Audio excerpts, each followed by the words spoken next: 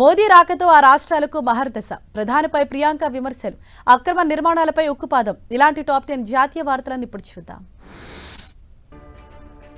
మిజోరాం వాసుల ఎన్నో ఏళ్ల కలను నిజం చేశారు ప్రధాని మోదీ. తొలిసారి మిజోరాం వాసులకు రైలు సేవలను అందుబాటులోకి తెచ్చారు. బైరాబి టు సైరాంగ్ కొత్త రైలు మార్గాన్ని ప్రారంభించారు. 8,070 కోట్లతో నిర్మించిన కొత్త రైలు మార్గాన్ని మోదీ ప్రారంభించారు. 45 సొరంగాలు, 143 పెద్ద చిన్న వంతెనలతో ప్రాజెక్టు నిర్మించారు. ప్రధాని మోదీ మణిపూర్లోని ఇంఫాల్లో పర్యటిస్తున్నారు. మణిపూర్లో హింస చెలరేగిన 2 ఏళ్ల తర్వాత తొలిసారి ఆ రాష్ట్రంలో పర్యటిస్తున్నారు. శాంతి అభివృద్ధి కార్యక్రమాలు నెలకొల్పడానికి 8,500 కోట్ల విలువైన పలు ప్రాజెక్టులను ప్రారంభించి శంకుస్థాపన చేశారు. మణిపూర్ ఘర్షణల్లో నిరాశ్రైన వారిని కలిసి వారి కష్ట సుఖాలను అడిగి తెలుసుకున్నారు. మణిపూర్ పేరులోనే మణి ఉందని, అది దేశానికి మణి వంటిదని ప్రధాని మోదీ అన్నారు. మణిపూర్లోని చురందాపూర్లో ఏర్పాటు చేసిన బహిరంగ సభలో మోదీ పాల్గొన్నారు. ఈశాన్య రాష్ట్రంలో దశాబ్దాలుగా అనేక వివాదాలు, ఉద్యమాలు ఉన్నాయని, అయినప్పటికీ ప్రస్తుతం అక్కడ శాంతి నెలకొంటుందన్నారు. శాంతి ద్వారానే అభివృద్ధి సాధ్యమవుతుందన్నారు ప్రధాని మోదీ. ప్రధాని మోదీ మణిపూర్లో పర్యటించడంపై స్పందించారు వయనాడ్ ఎంపీ ప్రియాంక గాంధీ. మణిపూర్లో ప్రధాని మోదీ ఎప్పుడో పర్యటించాల్సి ఉండేదన్నారు.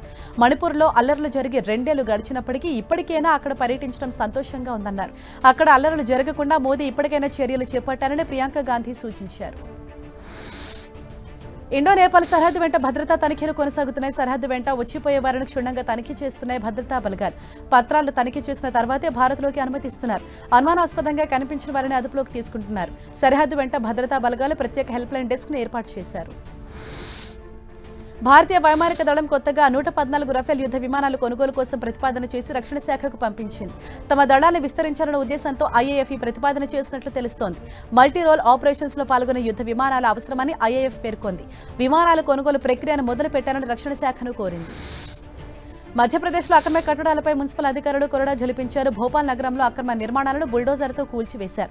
భారీ పోలీస్ బందోబస్తు నడుమ ఈ కూల్చివేతలు జరిగాయి.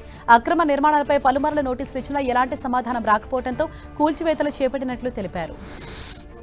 జమ్మూ కాశ్మీర్లో ఎస్డీఆర్ఎఫ్, ఎన్డీఆర్ఎఫ్ బృందాలు ప్రత్యేక మాక్ డ్రిల్ చేపట్టాయి. అత్యవసర పరిస్థితుల్లో స్పందించాల్సిన తీరుపై మాక్ డ్రిల్ చేపట్టినట్లు అధికారులు తెలిపారు. ప్రత్యేక బోట్లతో నదీ ప్రవాహంలో మాక్ డ్రిల్స్ చేపట్టాయి. ఆసియా కప్లో రేపు జరగనున్న భారత్ పాక్ మ్యాచ్పై పహల్గాం ఉగ్రదాడి మృతుడు శుభం ద్వివేది భార్య ఐశాన్య ద్వివేది కీలక వ్యాఖ్యలు చేశారు. భారత్ పాక్ మ్యాచ్ను బీసీసీఐ అంగీకరించకూడదని డిమాండ్ చేశారు. ఒకవేళ అదే జరిగితే పహల్గాం ఉగ్రదాడిలో మృతి చెందిన 26 మంది మృతిపై బీసీసీఐకి సెంటిమెంట్ లేదని తాను భావిస్తానన్నారు.